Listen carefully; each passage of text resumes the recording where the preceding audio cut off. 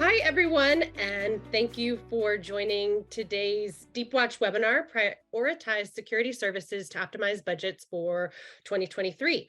We'll give everyone a few more minutes to finish logging on, then we'll go ahead and get started. My name is Morgan Griffin. I'm a member of the Deepwatch marketing team.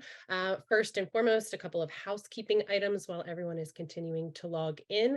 This webinar is being recorded and will be sent out afterwards. You can use the question and answer box for any questions, and we'll try to save some time at the end for them. And if we can, we'll get to them throughout. But first and foremost, I want to introduce everyone to today's featured speakers. With us today, we have Chris Gray, Vice President of Customer Success here at Deepwatch. He's a highly accomplished security leader with more than 20 years of experience in the defense, finance, retail, technology, and professional services industry. He leverages experience in organizational leadership, risk and compliance management, cybersecurity, and data protection, and he has influenced, built, and led programs that address critical security concerns. Chris has led globally dispersed teams focusing in security operations, incident investigation and response, enterprise risk management, compliance, and red blue team attack and penetration services. As a practitioner leader, he has spent over 20 security assessment and risk management program elements that are used by hundreds of organizations worldwide.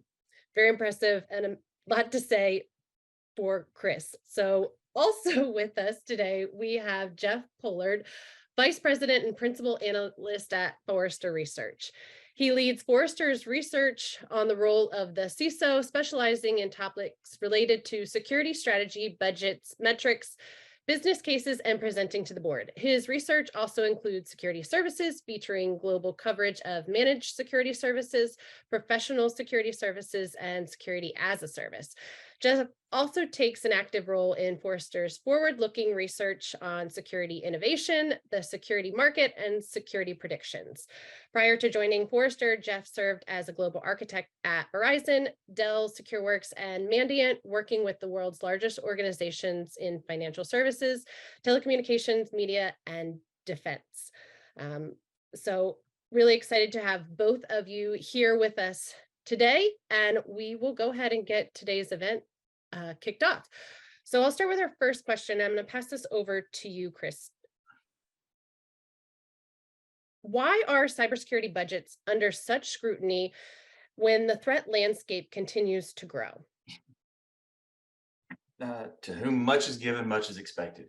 When you stop and you look at what's going on with budgets, most of the peers that I talk to, most of the research I've done shows that security budgets in 2023 really aren't expected to shrink very much. Now, that's very much an outlier when you look at a lot of the budgetary items that are going on, especially coming out of COVID and everything else that's been going on, where there was a lot of discretionary spending that was done that in many cases, I don't want to use the word wasteful, but we spent on what we thought we needed to, and sometimes it worked and sometimes it didn't. But from the perspective of security budgets, they're not really shrinking. But when everyone else's is, that then means that people are going to be providing that level of scrutiny coming at you, wanting to know why are you doing what you're doing, how are you doing, et cetera. One of the topics that I'm spending a lot of time studying in the last few months is really coming around the expectations coming to boards, where it's less than 20% of public boards believe or are able to say that they have someone of quote sufficient cybersecurity expertise, is a number that I've heard thrown around. And when you realize that the boards, these folks are going to be expected to speak more, to dedicate more services, to basically be better at cybersecurity when they don't necessarily understand it, they're going to ask those questions. I'm committing a fair portion of my organization's revenue in support of this topic that I don't understand very well, that I'm expecting to be more and more an expert in. So the scrutiny that we're talking about, again, it's first of all, you've been given a gift, so you have to use it correctly. And the second part of it is there are more people who may understand less now, who are going to be more involved in more intimate ways. And they also have to be able to explain why we're doing what we're doing. So, quoting Einstein, if you can't explain it to a 3-year-old, you don't understand it yourself, paraphrased wildly. But that's kind of where a lot of this is coming down to, of we're not taking away your toys, but you really do need to show us how you're going to play with them in a more effective fashion. Yeah, and Chris, to kind of piggyback on that, I agree completely. The research that we have is, as we've looked into security budgets, the leaders that we've talked to, they're expecting much of the same, right? That things are going to stay the same, if not increase. But I think that one of the things that's going to make this particularly challenging is that security budgets have been going up year over year for a number of years now. And sure, if you go back far enough, they weren't very big anyway. So they kind of had to go up, right? But when you think about it, if your budget's been going up by, let's say 10, 15, 16, 20% year over year, and this year maybe it only goes up 5% or 8%, well, that feels like a constraint, right? Even though it went up, it didn't go up as much. So, to your point about spending wisely, spending effectively, and getting value out of what you're doing, that really matters. I also think there's an element of this, whether we're in a real recession, whether it's a faux recession or recession theater, whatever it is, if all of your competitors are making cuts, if you're publicly traded and all the companies in your vertical, in your segment that you're compared to are making cuts, your company's going to have to do the same. In fact, I was talking to one security leader out of a company in the UK, and that's what he said. He said the CFO was very, very clear with us that our business is healthy. We do not need to make cuts, but we will be making cuts because our competitors have. And so, even if things are not as good as they have been, but they're a little bit better, to your point, there's going to be some aspect of this where you need to demonstrate, financial diligence, and that you're being a good steward of capital in your budget, and that's going to put some clamps on you. So I think that as you look at this, threat actors aren't taking any time off. They're going to keep doing what they've done the whole time. But the corporate environment and the accountability and the exposure and the need to prove a lot of what you're spending on is absolutely there, and that's what we're seeing, from a lot of security leaders. And that also creates opportunity, right? The better metrics you have, the more effectively you're able to communicate with the board, the more you're going to be able to probably save some of that budget and not have it taken away. Absolutely, and that is a really important point to bring up.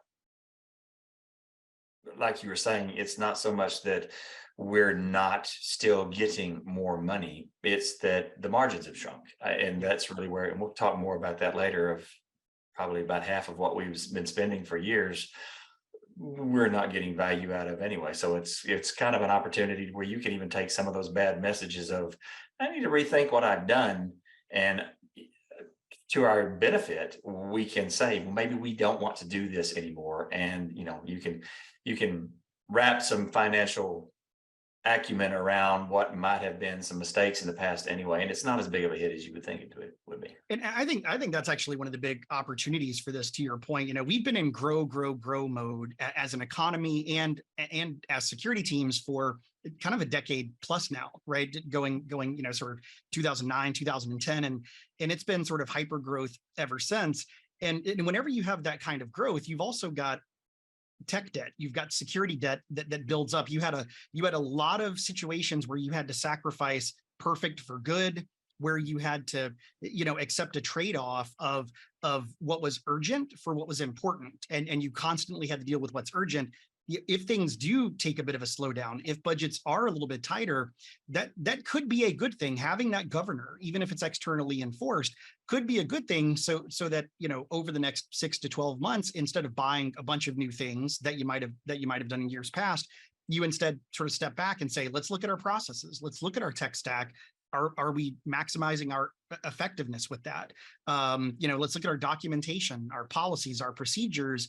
And instead of being implement, project, instead it's, take some time to clean up and maybe pay off a little bit of that tech debt or that security debt, and rework some of the things you've been doing. And sure, some of that is make a little bit of lemonade out of maybe what are some lemons. But at the same time, we kind of do need a little bit of time to take a deep breath and say, what have I been doing? What do I need to go and improve, when maybe in years past I had some other set of issues to solve, and now I can actually take a moment and say, you know what, I am going to pull some folks out, not do a project, and instead fix this as that project instead. I think there is some opportunity there for that, for sure. There's the old Facebook meme that we've all seen about how, easy times make soft people and hard times make tough people. That's the conversation you're having right there. We've had the opportunity to everyone's been looking for silver bullets and we've got 5 dozen of them. And then we realize we don't have a problem with werewolves in the first place. Now is kind of the opportunity for us to sit back and ask the question of, does it matter? And there's, to your point, there's a tech debt right there that a lot of people are paying into in terms of maintenance and everything else that, you know what, the bang for the buck may just not be there anymore. Yeah. And I think effectiveness, and to your point, effectiveness and value are going to be two of those words you hear more security leaders focus on this year in particular, where, I really need to make sure that I'm getting bang for the buck. I really need to make sure that it's making the program better. It's making my team more effective, making me more effective. I think those are going to be the watchwords, or sort of the things that CISOs are focused on in the next 12 months, because if you can't pass that measure, if you can't sort of pass that as a rubric, then you're going to find yourself on a list of things that just may not be worth it to keep doing. Absolutely. It comes back to the conversation of, what do you need? What do you want versus what can you live with? And at the end of the day, what you need is almost always far less than what you want kind of a conversation. And this year and in many years, I'm assuming to come, with the rate that we've been evolving in many of the practices, that what can you live with? Those are some hard conversations that people got to have with themselves and really determine, what do I want to be good at? I've bought all these things. I've got all this capability, but it's hard to get people. It's hard to get training. It's hard to get capability. There's only 25 hours in the day. I can't bend time any more than that, no matter how good I am. There was a joke in that somewhere. Yeah.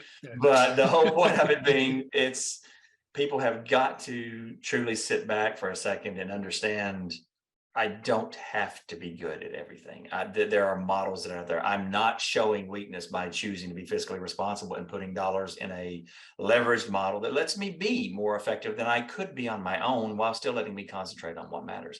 And that, I've talked with a lot of people this year, for the last 2 years, and that's been a really big struggle, because I need to gain this capability. I need to show this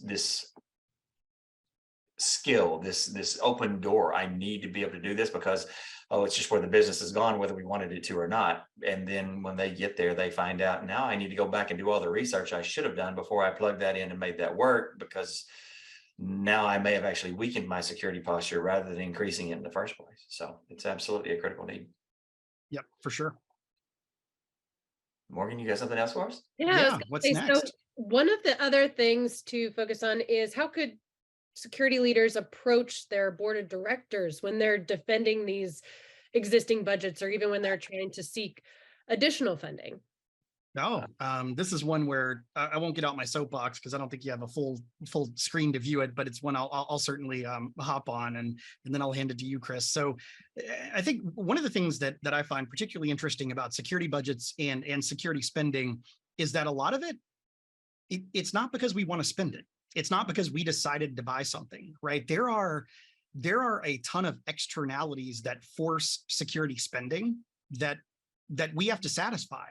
And a lot of those externalities tie directly to customers, the markets we operate in, and in some cases, the thing a lot of folks have talked about this year, cyber insurance. So one of the methodologies that I've developed over the last couple of years, that I've unveiled in recent research here at Forrester, is actually using those externalities to justify or defend your security budget, or make the case for more budget. Because when you think about it, one of the old maxims that I've heard security leaders say all the time, and I tell them now if they haven't heard it before, is, if you want to overhaul your cybersecurity program, just get a bank as a customer, right? Mm-hmm. Because their third-party risk management requirements are so high that you've got to make some decisions to satisfy those, or else that's not going to be someone that's a customer of yours. The same is true for suppliers who don't want to partner with someone that may be the sort of link in the chain that's the weakest link. So what's happening ultimately now is you look at some of those questionnaires security leaders fill out, and the things that are in contracts that customers or partners might require.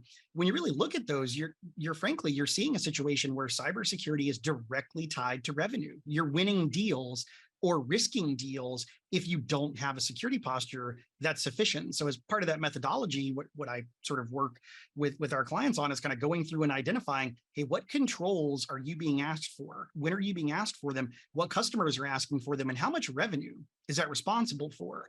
You calculate that up and you share that kind of info, and it's like, look, yeah, we can cut my budget if we need to. I can certainly be more responsible with this. But if we start looking to cut in these areas, or if I have to cut these areas, this is tied to 20 million in revenue and 25 customers or 100 customers, whatever it might be. And so it's using those externalities that come from customers and partners, cyber insurers who, have gone from using questionnaires that went from can you get a policy to now being exhibit A in the lawsuit, right? That's brought up by the plaintiffs or defendants attorneys when going to trial. And then, of course, the one that we know about and we've had for a long time in cybersecurity that sometimes I think we even forget about, the regulators. We operate in regulatory environments where we are mandated to do things. And if we don't do them, we face fines. And depending on where you are geographically and where you operate, not only will you face fines, but you might actually be blocked or prohibited from selling into a market, whether it's geographically or regionally. So there are kind of three areas where cybersecurity directly touches revenue, and not having the appropriate controls, the appropriate security posture is something that puts new business at risk and existing business at risk. And I think that when I often show this and share this with CISOs, they're like, whoa, I've never used any of this before. I probably should have been. And I'm like, that's okay. I didn't know about it either until I thought about it and worked at it. So anyway, I do think there are some insulating factors for security budgets that security leaders can take better advantage of. Chris, I'm curious as to your thoughts on a lot of that. Well, I'm going to go a little bit old school on it. Yes, Morgan, the question about boards and everything else like that. What security practitioners do, we don't think of it as esoteric knowledge, but it really is. And if you don't believe it, listen to three of us talk for 5 seconds and count the number of acronyms that are thrown around and proprietary this and blah, blah, blah. One of the big points that I would bring out of this, and for where we go, Jeff was hitting around the money. It's translating what we do into something that other people who are business leaders understand. Every board, every security leadership, they've got some list, some risk register that they've got out there, that these are the things that we worry about. And we've been worried about this for a long time. And every board meeting, we talk to this and we discuss this and we read into it. And then here we come rolling in with our fear, uncertainty, and doubt. The sky is falling, and oh my God, I need 14 more of these, and then 78 gigawatts, whatever, coming. That's what it sounds like to a lot of them. And the people that I have known that are the most successful working with the boards are the ones who sit down and they pull out their Rosetta Stone of how do I tie IT? How do I tie cyber risk? How do I tie reputational risk loss through ransomware? Whatever. How do I tie that to the business drivers that the boards and that everyone are used to speaking to? Because they're used to funding that. They understand quantifiably what that loss factor is. They get this. So I'm not having to teach them a whole new way of thinking. I'm just showing them that to Jeff's point, there are other considerations that we need to drag in and bring in with this. And when you do that, my experience has been not only will they understand it, they'll be quite a bit thankful because you just used a machete to cut through all that jargon and all the other things that these are highly accomplished human beings. And when you make them feel ignorant, you should not expect them to be kind to you. So when you help them weed their way through, I make the joke that security people have been doing this since the first person decided to float a pot of rice across the Euphrates a few thousand years ago to trade in a neighboring village. We in the risk world have been learning from financial risk for years. There are actuaries who have vaults of books that can predict anything in your life. This is not where we're at, but we can connect to that, ride on that, and to be thoroughly honest with you, learn some incredible things. I learned more about risk management from one bad request to a CFO to spend about $250,000. He looked at me and told me, you talk like a child and you make no sense. No, you cannot have the money. But then his admin told me that he'll see you tomorrow at 2:00. And he brought me back in his office every day for a week and a half. Until at the end, he told me, you no longer sound like a child. You still can't have the money because you didn't make a business case that I'm going to fund. But the fact of the matter is now you sound like you understand risk. This is one of the things just to understand is you're going to boards, you've got to meet them. You're not a wizard. You don't get to show up and wave your hands and make magic happen. You've got to convince the people who are responsible for the financial health of your organization that this is in the company's best interest. And it's more important than the other Thunderdome list of 400 priorities that they're trying to pull in. But and Chris, you bring up the CFO. This is one of my favorite examples to talk about here is, when the CFO presents the metrics and has that presentation with the board, underneath that, there are things like currency conversions, tax rates. There's just an enormous amount of how services rev rec is handled, and it's 50% done or not. Like there's just a massive amount of complexity that those other executive stakeholders that are talking to the board also deal with, right? You're not a unicorn. Like security is hard, so is finance. So are a lot of these other domains and disciplines. So when you look at, if the CFO can summarize it down to 5 numbers, or present that and distill it down in a way where that board member doesn't have to be an expert in the tax laws of Bavaria to understand why something why a number is or isn't where it should be. Security needs to get to the same place. Now, yeah, CFOs have been around a lot longer than security leaders. In fact, I researched this a number of years ago for a report. I think that the CFO gig has been around for close to 70-ish years. It was like the first 50s or 60s-ish when the first one was named. So yeah, the first CISOs came about in the mid 90s. So they got a heck of a head start on us. Don't get me wrong. But at the same time, like every executive is taking an enormously complex set of underlying initiatives and capabilities and summarizing those in a way to make it meaningful. And security leaders need to challenge and accept that they should be able to do the same thing, maybe not in the exact same way, but certainly have the same goal. To your point, right? These are folks that have been successful, maybe not in security, and maybe they were successful in a time when technology wasn't as important. That could be true too. But it's part of your job to bridge that gap and help them understand what they need to understand about what you do without throwing complexity at them and or using that as an excuse. Out of the mouth of babes, one of my kids the other day came to me and, Dad, can you help me understand this? I'm like, okay, what are we looking at? It's like, well, A is supposed to be bigger than B. So A minus B is C. And I need to figure out which of these options is the best option. I'm like, well, show them. And he literally put them up in front of me, and it was 3 different A minus B equals C's. And my response is, well, if the goal is better, then the third option is the best because that's the biggest C. So that's the biggest delta in your analysis. So that would be your benefit. And oh yeah, and off he goes. And I'm looking at that thinking how many times I have spent,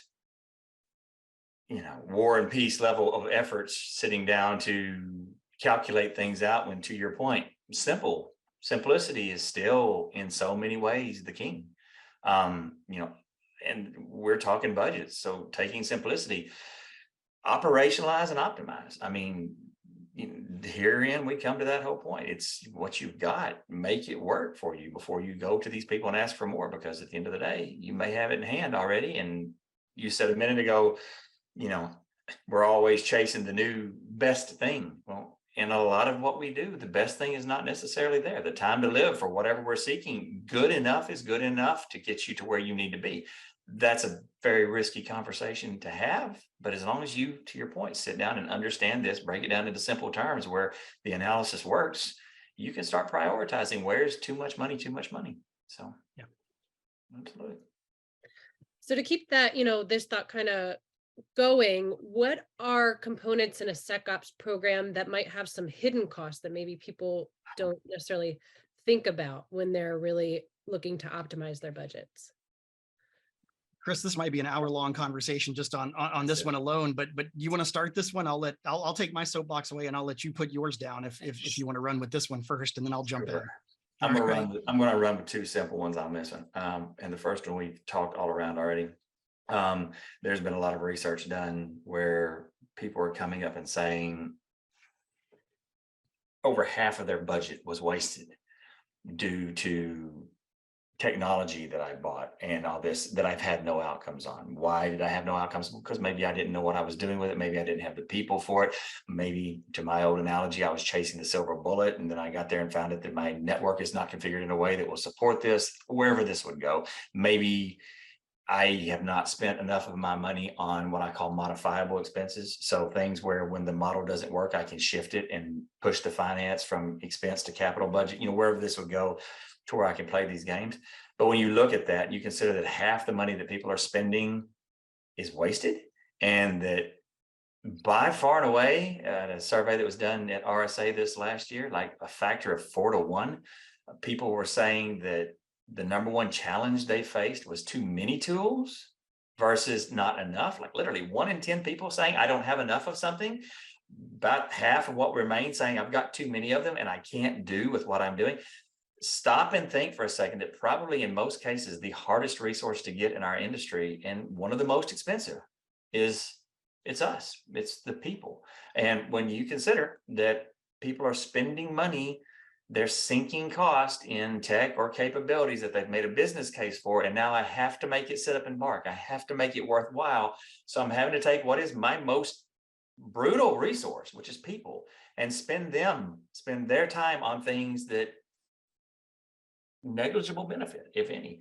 So when you're, where are their sunk costs? The cost does not end when you write the check.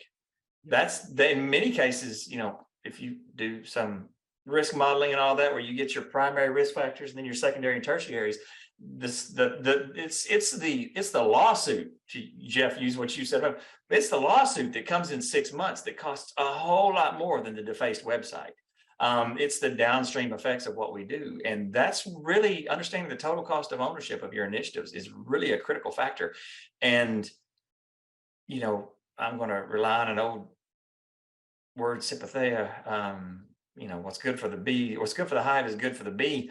Well, Chris, how will I know what the total cost of ownership on this is? Well, congratulations. You are not the first person to walk down this road. You have a peer group. You have folks that you can talk to. You've got Forrester sitting here with me right now. There are folks where you can ask that question and they can put you in touch with, if you don't have the ability on your own, to sit down with 50 of your peers and understand, oh man, let me tell you why turning on everything in a IDS system is not a good idea. Just simple things, but learn from other people's mistakes so that you don't have to do them yourselves. And in that path, you will start discovering a whole lot of sunk costs that they're not apparent. And let's be honest with you, a lot of the vendors who are helping you do these things, a lot of the service providers who are handing this to you, they don't want to tell you about that because, that's a harder number to make it swallow to where you can get it brought together. So that's one that comes to mind. And then touching on the other one, people, there's not just the cost of the person. There's not just the cost of maintaining and training the person. There's not just the cost of, them doing their day job. We also, as we've all seen in the last couple of years, more maybe, there's also the cost of replacing that person. You sink a huge amount of money into the skill sets that you're bringing. And you can spend that money once or you can spend that money 14 times. But part of the money that you're sinking into those people needs to be spread across ubiquitous capabilities. Don't let Chris be the keeper of the keys. Make copies of the keys and make Chris show other people how to do this so that we can get there. Because again, a lot of the hiring models that we see historically in security programs as people are building, let me hire the CISO, and then let me hire the 2 directors, and then let me hire the lead analyst, and let me hire the, whatever you're going to go, the architect.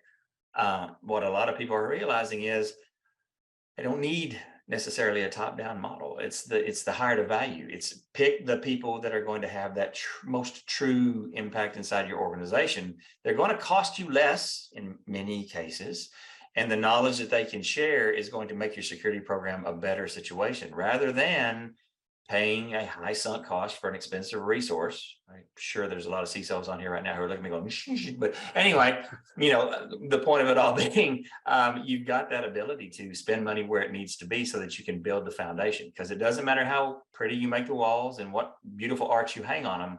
The foundation's weak, everything falls down, and you get to build it all a second time. So that's just 2 things that come to mind. You've got tech debt and you've got people debt, and there is sunken and hidden. There be sharks in this water all over the place. Yeah, for me, I agree with what you shared there for sure. And I'll bring up one more based on some research that Ali Mellon and I have done this year around something we call analyst experience, really kind of SOC analyst experience. And, when you start to uncover the challenges that security operations center analysts deal with on a day in, day out basis, it's sort of mortifying and mystifying. We uncovered that when you look at the tools and technologies that most SOC analysts use, frankly, they spend more time fighting the technology than they do fighting the adversaries. Because, the UI, the UX, the processes, the sort of experience of navigating those work streams for a SOC analyst is so difficult. There's constant context switching. You've got to go between, 2 thin clients, 5 browsers, 3 apps, a mobile device, 4 monitors, whatever it is. And you're alt tabbing, you're copying and pasting. You're doing the same thing over and over again. So there's a lot of repetitive activity. And so what we find is there's so many obstacles that exist as a hidden cost and a cognitive burden on SOC analysts that really prevents them from making good decisions, making the right decision in the moment, having the context they need, executing the activity they need to execute as a result of that. And we constantly kind of hamper them. And I think one of the most interesting things that we found as we look at analyst experience is that, we've had SOC analysts and vendor organizations like yours and others that have gone and talked to their teams about this. And one of the things we heard from a lot of SOC analysts is, I've been doing this a while, but when I see an event for the first time that I've never seen before, not a brand new event, right? Just a brand new event for that person.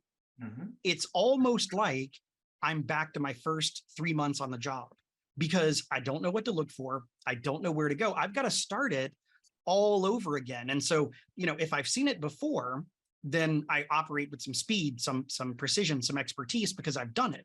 When I haven't done it before, all that precision, all that, smooth is smooth is slow, or slow is smooth and smooth is fast, right? That sort of thing. Like that goes out the window when you see that event for the first time. And it's almost like you're back to brand new or brand new-ish and you've got to slow everything down. That's a huge hidden cost because that's happening to everyone in your SOC every single day. So you're taking someone that might be 2 years in, one of your most experienced people, they see something brand new, they're back to 3 months. And so to me, that's one of the biggest hidden costs out there that Ali and I have uncovered. And I think one of the interesting things is you look at managed detection and response and frankly, companies that monetize security, right? Like Deepwatch. You are incentivized by your very existence, right, to streamline as much of that as you can because it just makes sense to. It's part of the business model. And a SOC that isn't incentivized to do that, or at least doesn't monetize security, it's part of what you do, but not all you are as a company. Well, you're not going to be able to do that as well as someone that focuses on this in their entirety. So to me, that's one of those great examples of one of those hidden costs. And one of those striking things about it doesn't matter how long you've done this. If you see it for the first time, it's kind of like being new again. That's not a bad thing, but that is a huge penalty when you think about it. And so there's enormous hidden cost there. When you think about all the stuff that you're bringing up, we can tie that into a handful of things that compound that in interesting ways. We have a shortage of people. Like you're saying, the people that are there, they are buried under inefficiency. They are buried under there's fatigue. It becomes an issue. We all start this job because we want to stop the bad man and we want to do great things and all this. But before long, I'm just trying to keep my head above water. And I don't know if I'm adding value, and I've got an inability to respond to the threats. I'm trying to do my job, and some of that hidden cost that comes out of that is just due to the way we're playing. What did I miss? Where do I have to go and spend that inefficient time? Where do I do all these bits and pieces? And then also you've got, in order to try and overcome those, you're looking for that efficiency. You're looking for that way to get better, which then translates back kind of to what we were talking about before, but I'm going to go buy a new toy. I'm going to go buy a new trick. I'm going to go do something that's going to shave 0.5%, or it's going to raise my true positive rate by 2 points, whatever that would be. And then you hit that point in time where I have a really difficult time demonstrating the ROI of what I've bought, because again, okay, it helped, but the world hasn't slowed down, and now it's one more thing to stare at, and it's actually, watered down the capital that I had in the first place that let me get from where I was going A to B. And these are huge issues.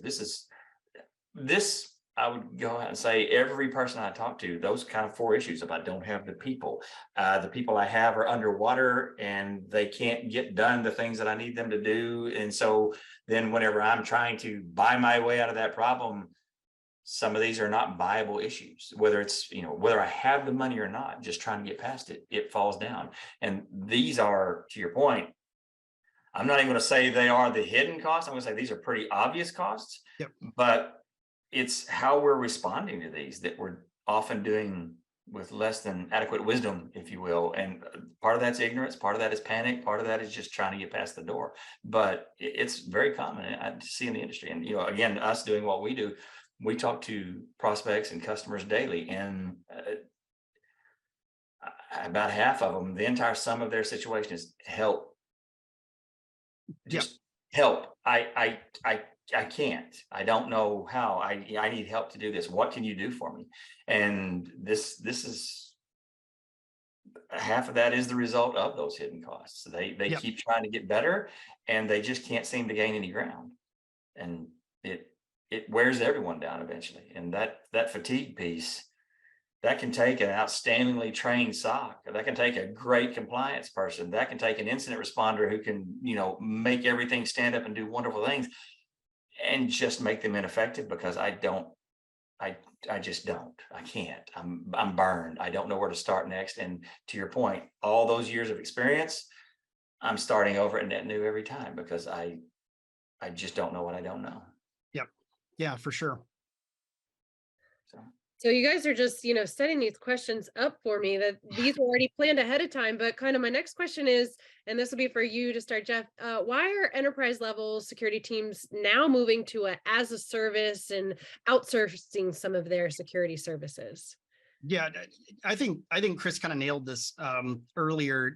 I don't know that he dived in it as much as he necessarily could have, but the point that you made about not being able to do everything, I think security over the years really started to be in a situation where we took more and more on. It was, yep, we can do that too. Yep, we can do that too. Yep, we'll do that as well, right? And in recent years, I think what I've seen is security leaders being a lot more cognizant of the fact that they need to sort of step back from that and not try to be everything for everyone. You really need to focus your program. There are going to be things that you can be great at. You can't be great at everything.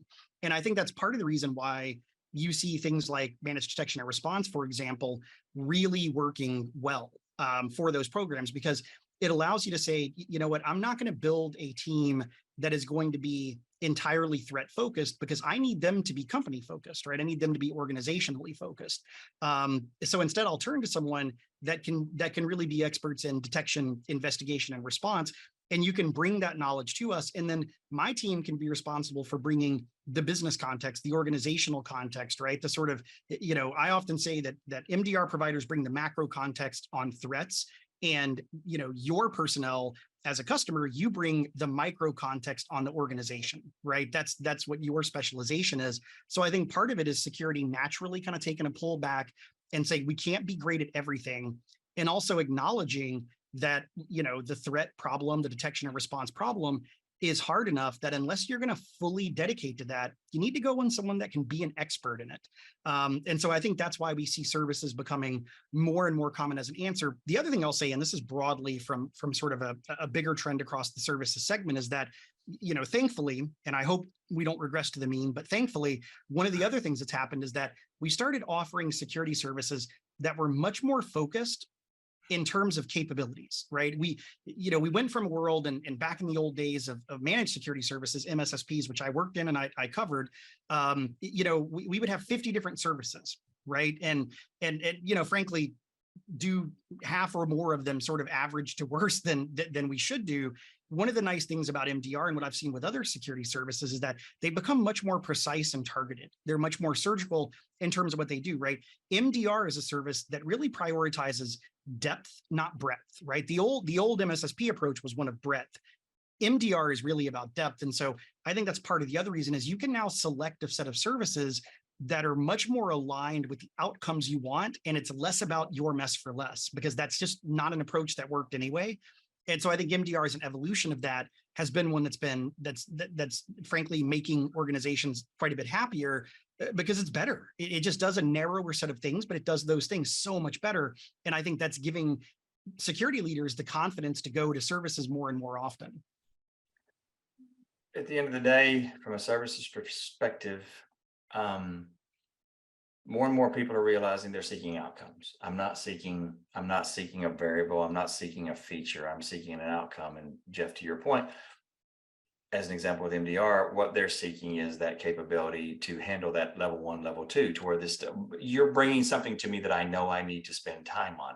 I don't need to do this. You look at some of the ROI calculations on outsourcing, because this is another big number.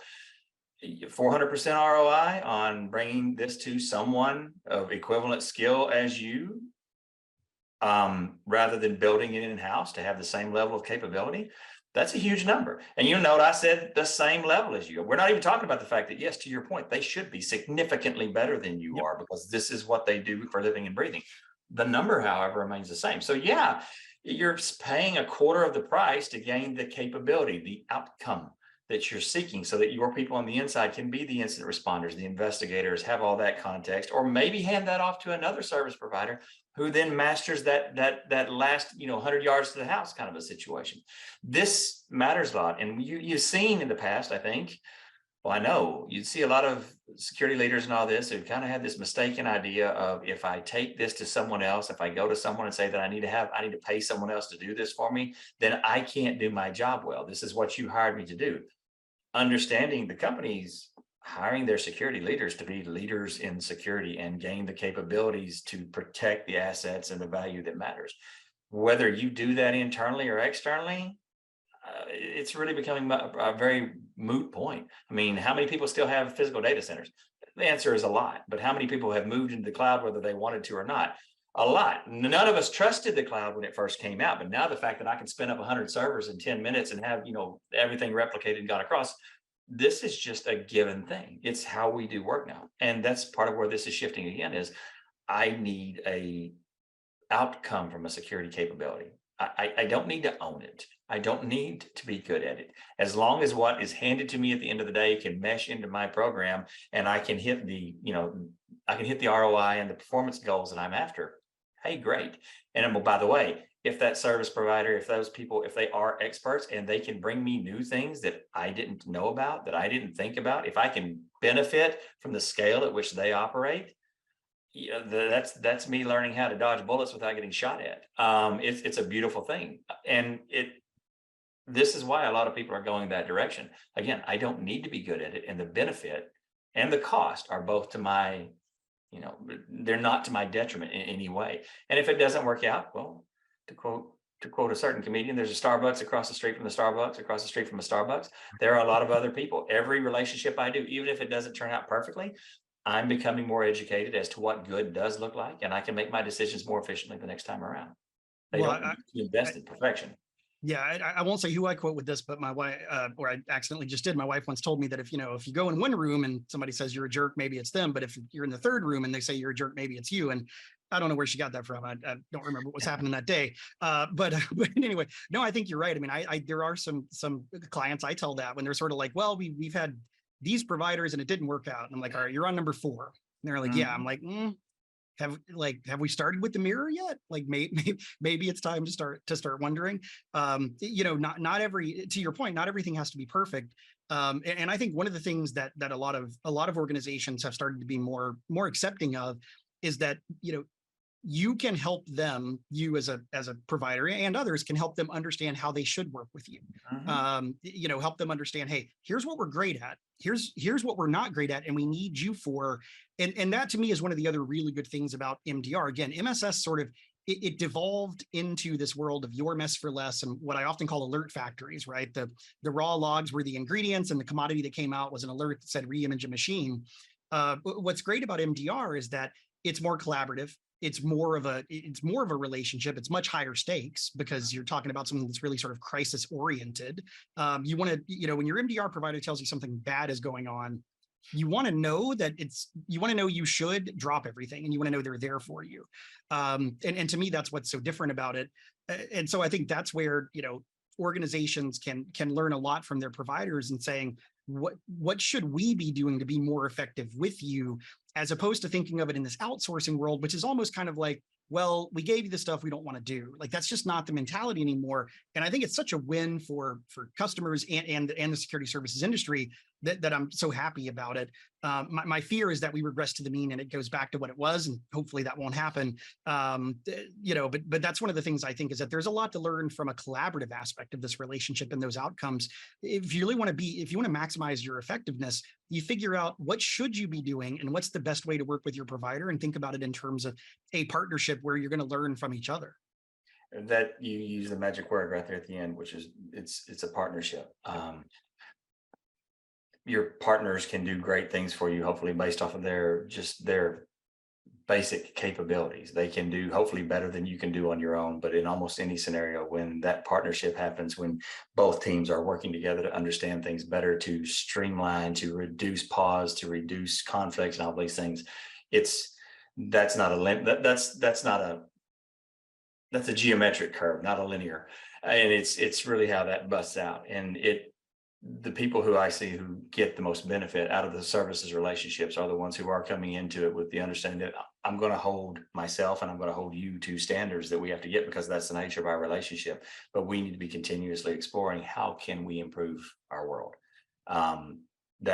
That's a big piece, and it's one that matters, and it's one that the companies that are being successful from an outsourcing perspective are the ones who have embraced that situation of, I know what I do, but that doesn't mean I'm the smartest person in the room. There's an opportunity to learn from anything that's out there. So, and the other great part about it too is I think that, we talked about retention, we talked about staffing levels. The other great thing about MDR is that when I hear about the really successful relationships, it's that the MDR provider is not just focused on detection and response. They're also focused on upskilling the security teams they work with. It's not training. Don't get me wrong. Like, that's a different thing, but they're actively interested in your team as a customer getting better, right? It's not a threat to the business model, because there's ample opportunity for improvement. And look, as you upskill people, retention goes up, right?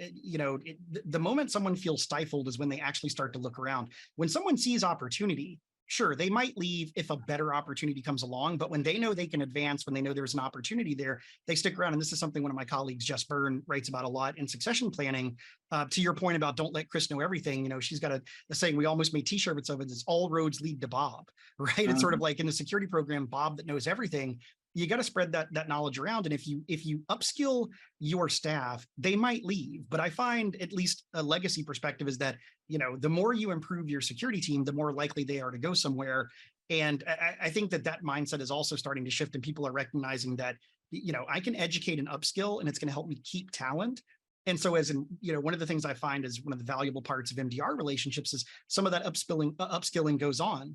And look, if someone becomes a detection and response pro and wants to go to the vendor you work with because you as a company are going to see more than that customer environment ever does, right? Because to your point, it's what you do.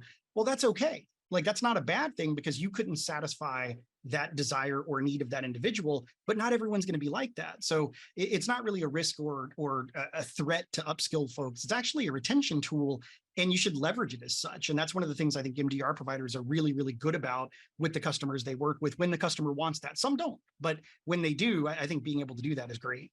Well, your MDR team, if using this as an example, they need to be an extension of the customer team. And at the end of the day, whether it's a follow the sun model or wherever it goes, that capability of, I'm familiar with your environment, I understand where this goes, we can work together, that's a critical factor. And to your point, the more that the vendor is able to help upskill the internal team means the more that vendor, who conceivably, hopefully, has a deeper skill set, I can now, once I've identified some of these things, I can hand this off to that customer team for them to do the investigation, all this, and let my more skilled resources start digging into some of the more esoteric things that we might not have had time to look at in the first place.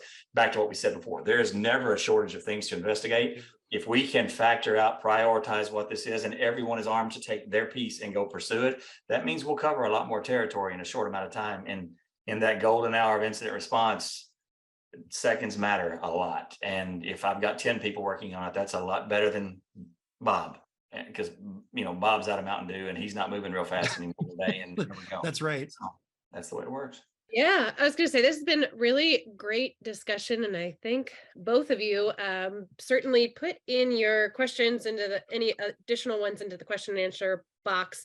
A few did come in, they're kind of similar, so I'll just kind of summarize it for you guys. But what should I truly focus on in terms of looking at my security budget at the end of the day? How do you affect the business? I mean, let's be honest with you. We're not, for most security programs, we're not profit centers. We're cost centers, and our perspective on a lot of what we're trying to do is, how does the business make money, and how, kind of like I said before, we understand the meta risks that threaten that business. How does cyber, how does IT, how does information data security, take whatever flavor of what we do you want to do, but map that to those risks and understand those really smart actuarial folks that we were talking about a minute ago have decided which things have the capability to destroy me the quickest. Align to that, focus on that. Now understand IT, what we do, it spreads, it's insidious, it's kudzu, it moves its way through everything that's out there. And even companies who are not IT companies at the end of the day, yeah, they are. It's become so commonplace throughout. So you can't stop at that point, but that's a really good place to start understanding. It's an old answer. It's not a very sexy answer, but it really is what comes down to a lot of it is financial risk management is where do I stand to lose the most? Well, then that's where I should be putting my resources on simplifying what I do. That whole, what do you need? What do you want? What can you live with? What you need is to protect that. And then from there, you can build it out and do more. So. Yep.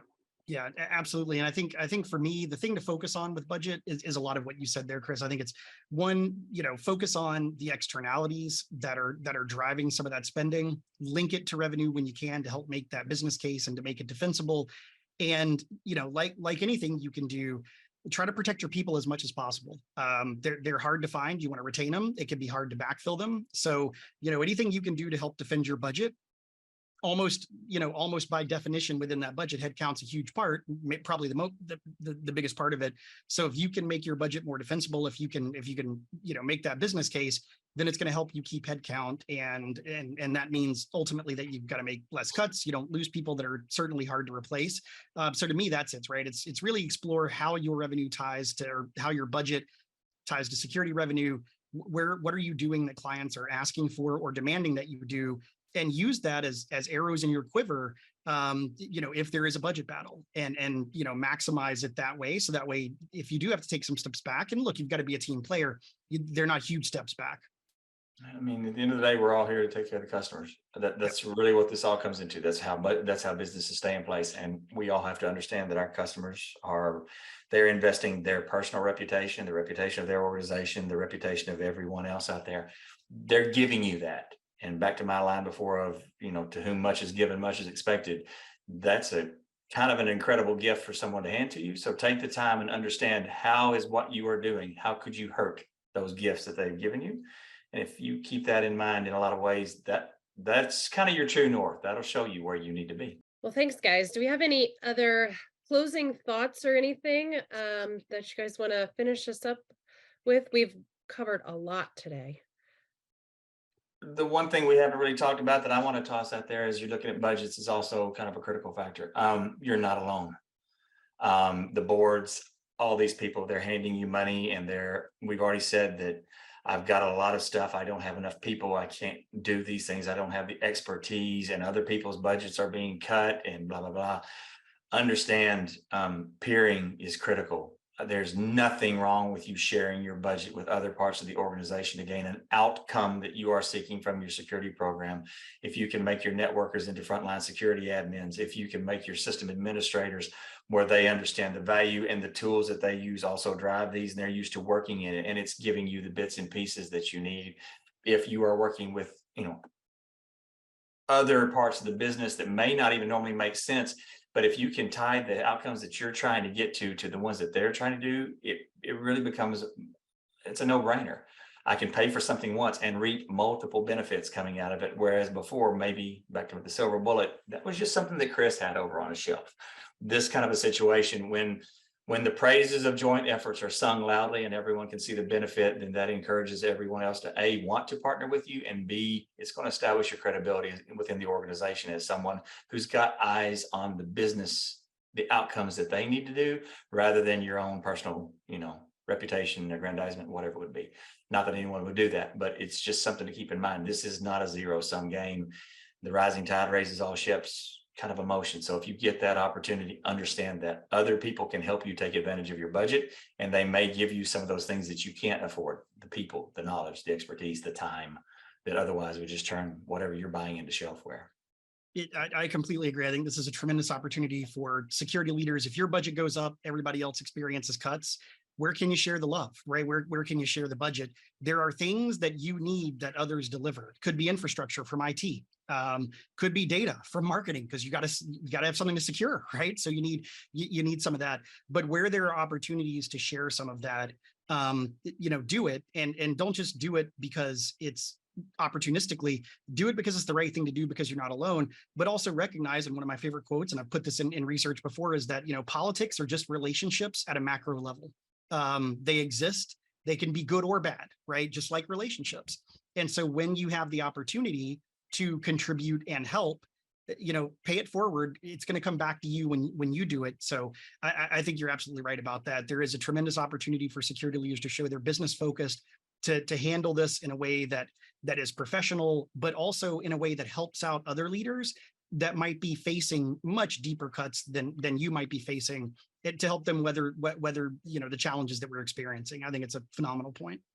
And a lot of people always complain that CISO is with the little c. We don't get to sit at the big kid table in the rooms. This is one of those ways that you change that perception immediately, when you are seen as a partner of these other people, and that you're driving towards their goals, because their goals are the business's goals and everything else. This is easy money to spend. This really is. Well, I want to thank everyone for joining us today, and a huge thank you to both Chris and Jeff for all of your time and your insights that you shared with us today. This hour flew by. As usual, I learned a lot from both of you just from listening in. As I mentioned, we did record this, so we will share this with everyone, and you can feel free to pass it along to your colleagues. We hope you have a great rest of your day, and we hope to see you on one of our next discussions.